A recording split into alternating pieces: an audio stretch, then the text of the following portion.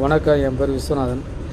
First ஐயாவை வந்து நான் வந்து ஒரு ஃபோட்டோ அந்த நகை பாலிஷ் போடுவாங்கள்ல, தட்டாங்கடை, அந்த கடையில் பார்க்குறேன். எங்கள் அம்மாவுடைய கொலுசு பாலிஷ் போட போகும்போது கொடுத்தேன்.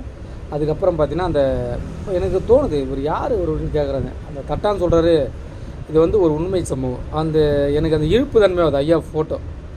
அப்புறம் நான் இப்போ வச்சு இந்த தட்டாங்கல்லில் கேட்குறேன், இது யாருன்னு கடை எங்கள் அப்பான்றாரு. சரி, எங்கள் அப்பா கிட்ட கேட்டதுக்கப்புறம் பையன்கிட்ட கேட்குறேன், இது யாருன்னு எங்கள் தாத்தான்றான். அப்படியே கேட்டு இந்த பையனை மாற்றி சொல்கிறாங்க. எனக்கு சந்தேகம் வருது, இவர் யார் சம்மந்தம் இல்லையே சொல்லிட்டு போயிட்டேன்.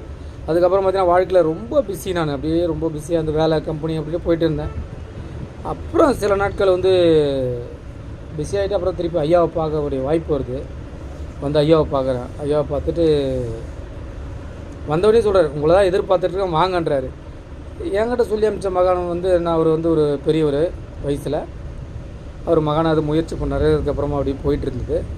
அப்புறம் வந்து பார்த்தீங்கன்னா, ஐயா உங்களை தான் எதிர்பார்க்குறேன் வாங்க வாங்க அப்படின்னாரு. என்னங்க ஐயாண்ணே?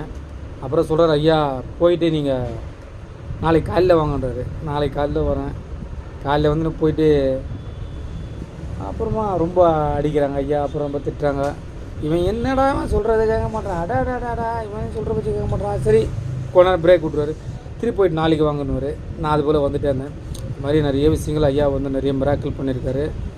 நீங்களே வாங்க, வடபழனிக்கு பால்நல்லூருக்கு வாங்க.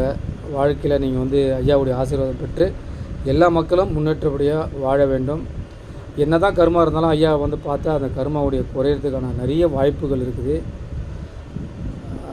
நீங்களும் அந்த இன்பத்தை அனுபவித்து ஐயாவுடைய ஆசீர்வாதம் நல்லா இருங்க.